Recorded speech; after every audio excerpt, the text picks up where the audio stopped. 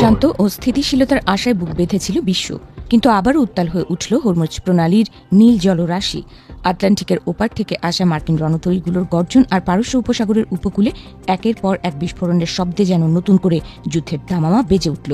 শান্তি আলোচনার টেবিল থেকে কালি শুকনোর আগেই সমঝোতার শর্ত ভঙ্গের অভিযোগে তেহরান ও ওয়াশিংটনের মধ্যে তৈরি হওয়া আস্থার সংকট এখন রূপ নিয়েছে প্রকাশ্য সংঘাতের দাবানলে।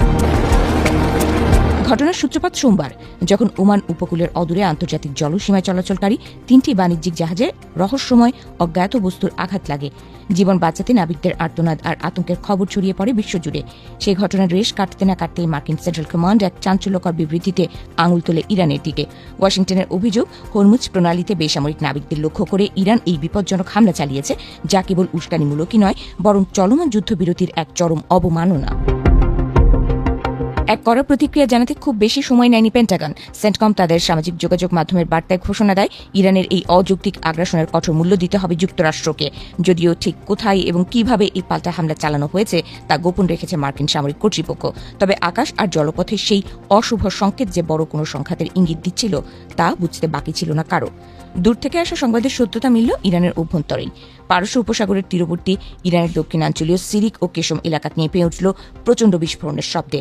স্থানীয় সংবাদ মাধ্যম ফার্সের বরাতে জানা গেছে, রাতে নিস্তব্ধতা ভেঙে সেখানে আকাশপথের আঘাত এনেছে যুদ্ধবিমান।